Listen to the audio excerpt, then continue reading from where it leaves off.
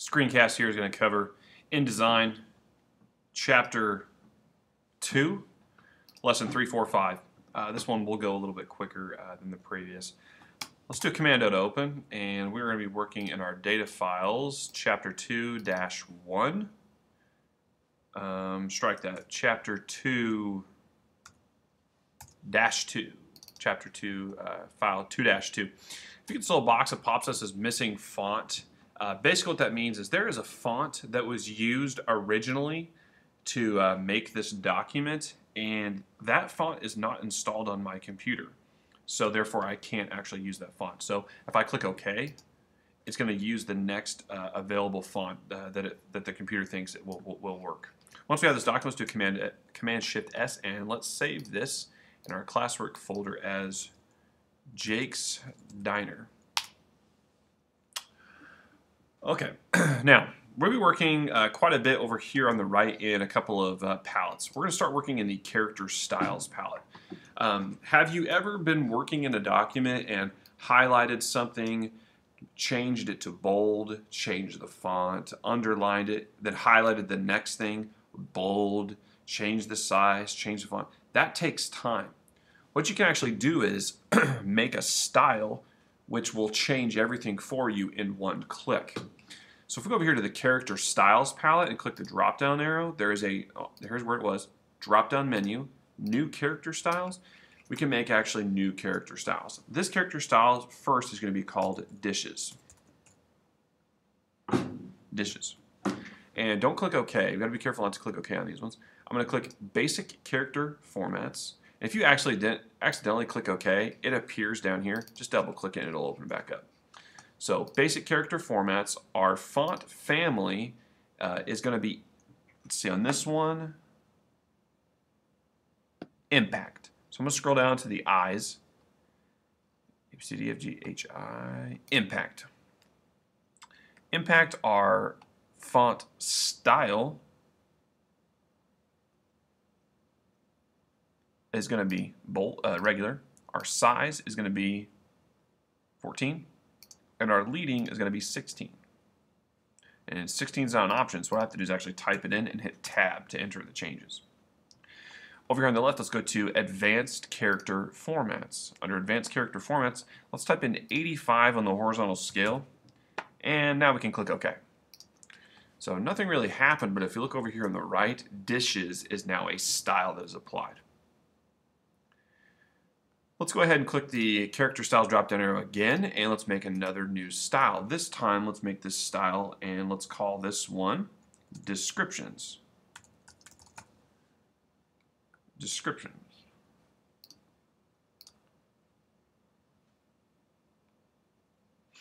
And let's go to Basic Character Format.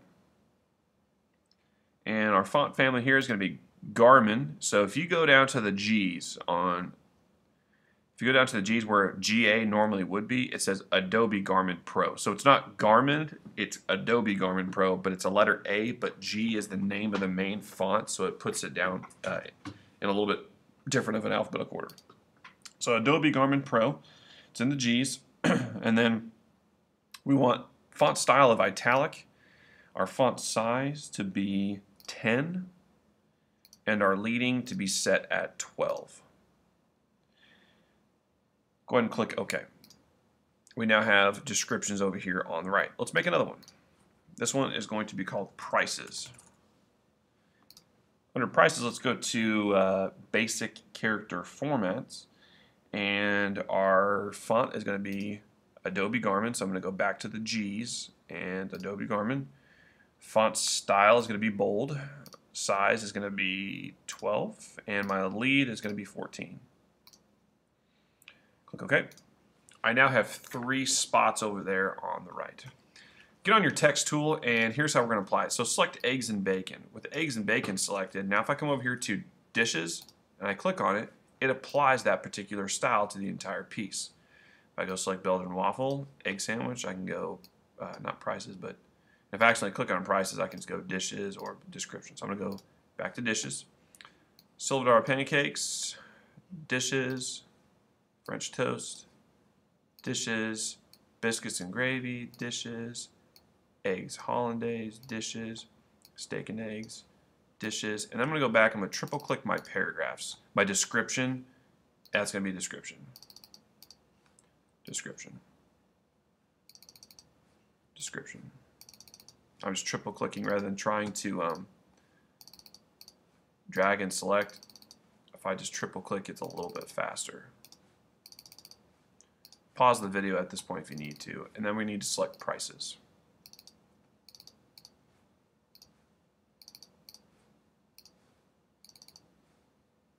So make sure you're applying the style to every piece. Now, there is a huge benefit to doing this rather than doing it manually, and we're going to go over that here in just a second. Let's say, for example, that I don't like the way prices looks. Let's go over here to our character styles and double click on prices. Let's go to basic character formats, and let's change our size from 12 to 14 and then click OK. What it's going to do is it's going to change the size for all of them. So there's eight prices there. I'd have to go change that 8 times if I didn't make it a style. So you have to do a little bit of work on the front end by making it a style. But once you make the style and apply it, it's really easy just to plop them down.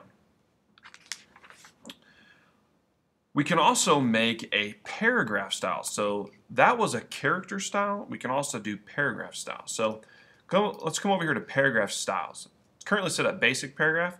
Let's make a new paragraph style. And this will be the difference between each piece. I'm going to hit cancel on that. Everybody go up to type on the menu and go down to show hidden characters. So the paragraph style will be where the paragraphs are actually entered, which is those backwards looking piece. So now I'm going to go up to paragraph styles and make a new paragraph style. The name of this new paragraph style is going to be called prices. Has nothing to do with the other prices, but it's just the paragraph that we want to make it called prices. Now over on the left here we have all different things that we can do to change it. I'm going to go down to paragraph rules. Paragraph rules. On paragraph rules, I'm going to click this checkbox that says rule on. And what we're going to do is change the way the paragraph looks that the prices sits in. And we're going to find this spot here where it says the alignment arrow. And alignment actually might be back on general. Nope, that's under paragraph rules. So let's change our offset first off. And let's change our offset to 1.25. Let's change our right indent to 0.25. Let's change our left indent to 0.25.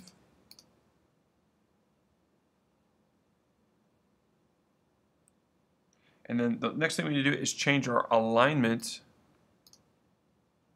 to center. I just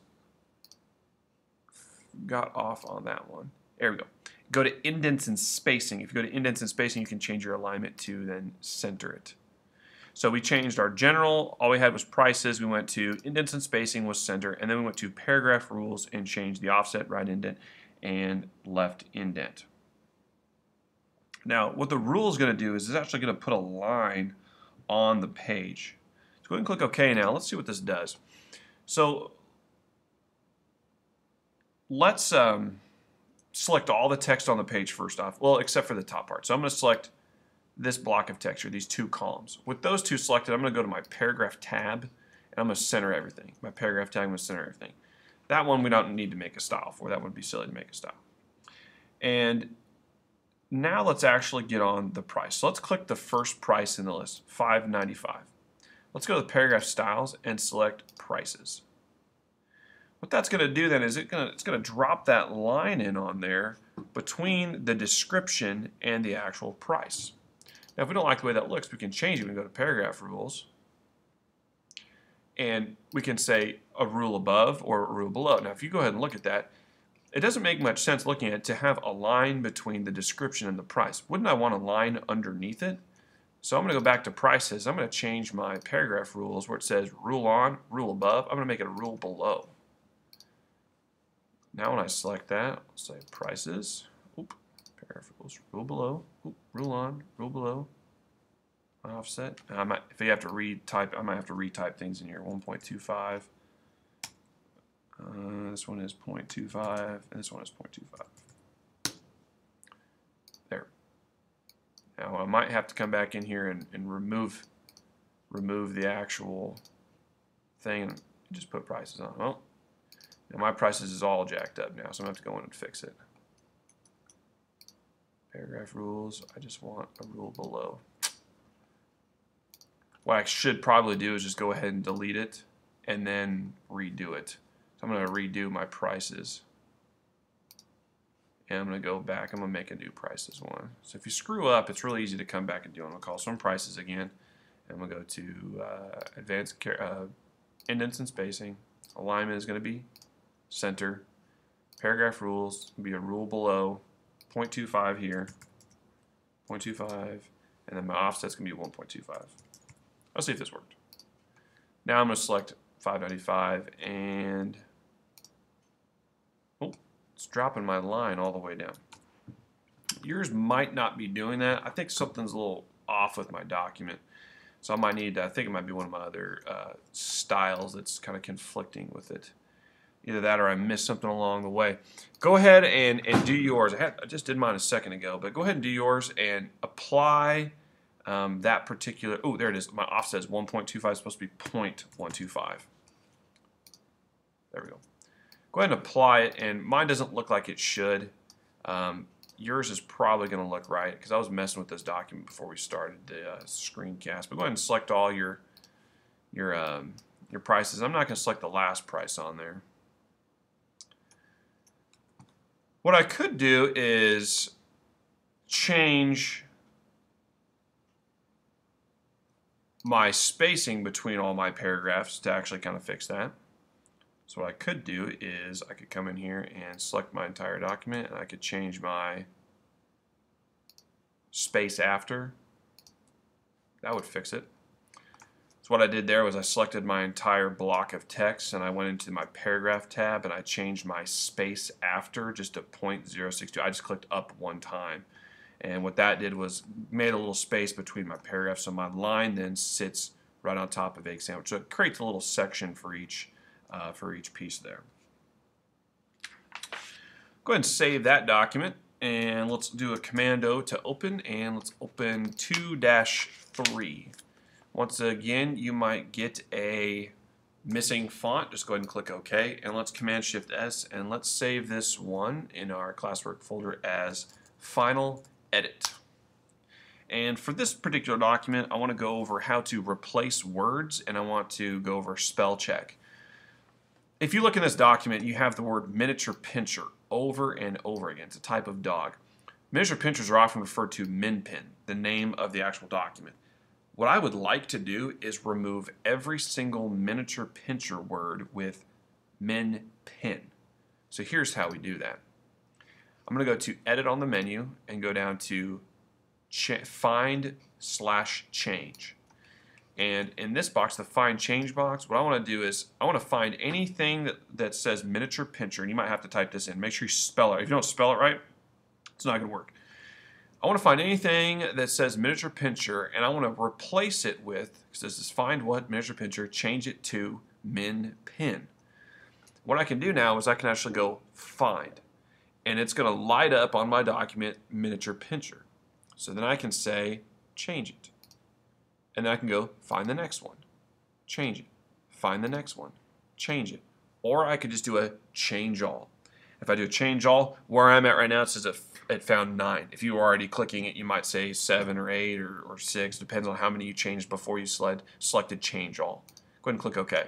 It goes through and it changes the entire document. Anything that says miniature pincher is now replaced with minpin.